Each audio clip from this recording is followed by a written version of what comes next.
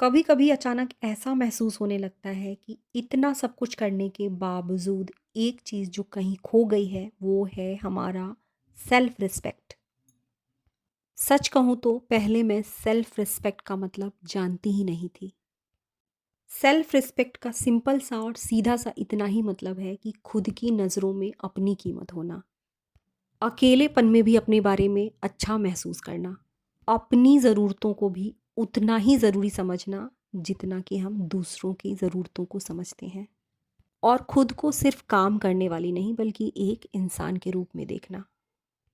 Self respect एक ऐसी चीज़ है जो एक छोटे बच्चे को भी चाहिए। जब तक आप अपनी कीमत नहीं समझोगे, दुनिया का कोई इंसान आपकी कीमत समझ ही नहीं सकता।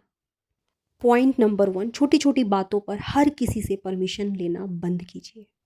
घर का छोटा बच्चा हो या बुजुर्ग हो, जब बार बार हम किसी से परमिशन लेते हैं तब सामने वाला आपको एक ऐसे इंसान के रूप में देखने लगता है जो अपने फैसले लेने के काबिल नहीं है। उस इंसान को ये लगने लगता है कि अंतिम फैसला मेरा ही होगा। ह्यूमन साइकोलॉजी है कि लोग हमें बिल्कुल उसी तरीके से ट्रीट करने लगते हैं जैसे हम खुद के साथ करते हैं। अगर हम बार बार यही पूछते रहें कि आज मैं क्या पहनूं, क्या खाऊं, कहाँ जाऊं, इसके अलावा बहुत सी चीज़ें होती हैं।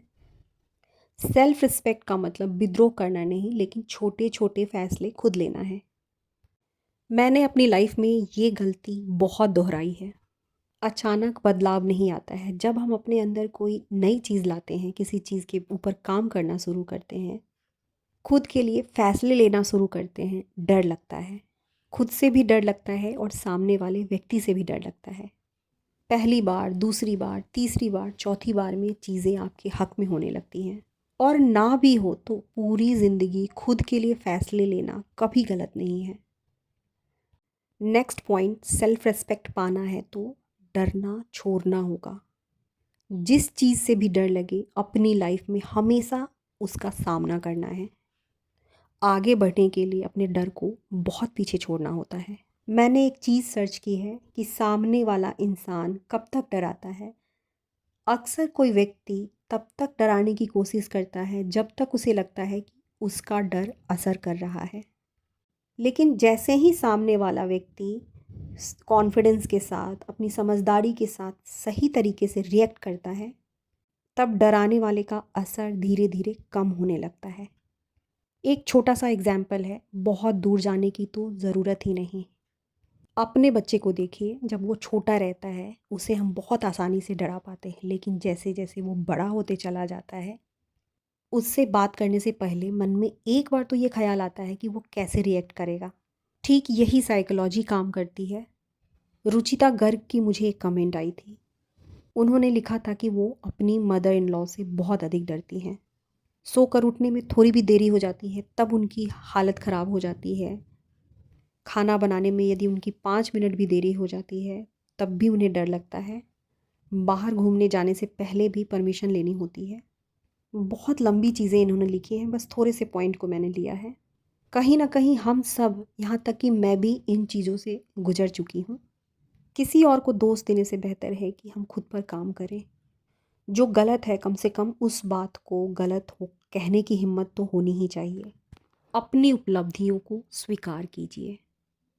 मैं हमेशा से हार्ड वर्किंग रही हूँ, घर के काम हो या बाहर के काम हो, मैंने अपनी रिस्पॉन्सिबिलिटी बहुत अच्छे से निभाई। लेकिन कुछ समय पहले तक भी मैंने इस बात को एक्सेप्ट नहीं किया था। क्यों? क्योंकि मुझे किसी ने क्रेडिट नहीं दिया। कोई कहे या ना कहे, लेकिन अब मैं अपनी मेहनत को, अपनी उपलब्धियों को एक्सेप्ट करती हूँ, इसे रिस्पेक्ट करती हूँ। बहुत सी ऐसी लेडीज़ हैं जो दिन भर घर का काम करती हैं, परिवार का ध्यान रखती हैं, सास ससुर का ध्यान रखती हैं, लेकिन शाम को जैसे ही किसी के मुंह से सुनती हैं कि आज इसने कुछ नहीं किया, अपने आप में ये फील करने लगती हैं कि सच में मैंने तो कुछ भी नहीं किया। और इसी पॉइंट से हम अपने आप को छोटा समझना शुरू करते हैं। साइकोलॉजी कहती है कि जब हम अपने आप को, अपने काम को छोटा समझने लगते हैं तो हमारा दिमाग भी यही कहने लगता है, और धीरे धीरे हम अपना सेल्फ रिस्पेक्ट, अपना आत्मसम्मान खोने लगते हैं। दिन भर में आपने एक दो काम को भी सही तरीके से किया है तो अपनी उपलब्धियों को एक्सेप्ट कीजिए, खुद पर प्राउड फील कीजिए। दिन के अंत में खुद से पूछिए कि आज मैंने ऐसी कौन सी 3 चीज़ें अच्छी की।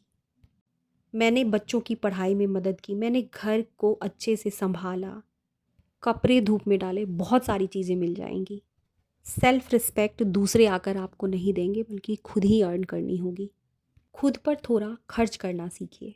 बहुत सी होम मेकर्स पूरे परिवार की ज़रूरतों का ख्याल रखती है, लेकिन जब बात खुद पर आती है तो यही सोचती हैं, अभी इसकी क्या ज़रूरत?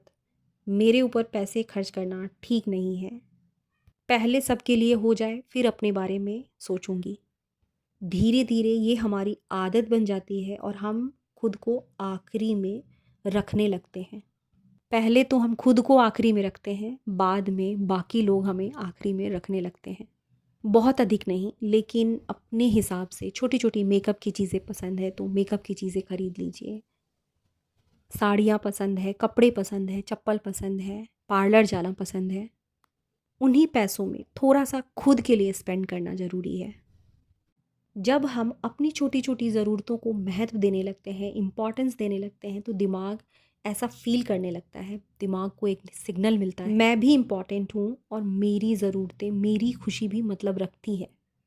इसके ठीक अपोजिट जब बार बार हम अपनी ज़रूरतों को, अपने मन को मारते रहते हैं, अपनी ज़रूरतों को टालते रहते हैं, तो दिमाग ये विश्वास दिलाता है, दिमाग में ये विश्वास बन जाती है कि हमें किसी चीज़ की ज़रूरत नहीं है। मैं तो लॉ ऑफ अट्रैक्शन को ब्लाइंडली फॉलो करती हूँ। जब तक हम अभाव वाली फीलिंग के साथ रहेंगे, मेरी लाइफ में वही चीज़ें अट्रैक्ट होती रहेंगी, क्योंकि हमारी जैसी एनर्जी होती है, हमारी जैसी भी वाइब्रेशन होती है, ठीक वैसी चीज़ें हमारी तरफ अट्रैक्ट होती हैं। जिस दिन बहुत जल्दबाजी होती है, उस दिन उस काम में कुछ ना कुछ ऐसा ज़रूर हो जाता है जिससे और देरी हो जाए, क्योंकि उस दिन हमारी एनर्जी ठीक उसी तरीके की रहती है। अच्छा फील करना, छोटे छोटे से गिफ्ट्स खुद को देना, फिजूल खर्च तो बिल्कुल नहीं है। आर्थिक रूप से जागरूक बनिए। चाहे कमाई करो या ना करो, लेकिन पैसे की, बजट की, इसका मतलब है कि घर का बजट कितना है, हमारा बैंक अकाउंट कहाँ है, उसका पासवर्ड क्या है, प्रॉपर्टी से रिलेटेड चीज़ें कहाँ रखी हैं, उसका पासवर्ड क्या है, लाइफ इंश्योरेंस, हेल्थ इंश्योरेंस, हर चीज़ की जानकारी होनी चाहिए। ये चीज़ें मैंने अब जाकर सीखी हैं। मुझे ऐसा लगता था कि मेरे हस्बैंड को तो पता ही है, लेकिन नहीं, कभी भी इसकी ज़रूरत आपको पड़ सकती है। मैंने एक डायरी बना रखी है जिसमें हेल्थ इंश्योरेंस, पासवर्ड, सारी चीज़ों की जानकारी डिटेल में लिखी है। मैंने अपने हस्बैंड के साथ बैठकर डिटेल में इन सारी चीज़ों के बारे में पूछा है, किसका पासवर्ड क्या है, इसे कैसे ओपन करते हैं। सिर्फ बुरे वक्त के लिए नहीं, लेकिन जो चीज़ें हमारी हैं उसके बारे में हमें पता होनी चाहिए। मैंने एक आर्टिकल पढ़ी थी और उसी के तुरंत बाद मेरे दिमाग में ये सारी चीज़ें आई।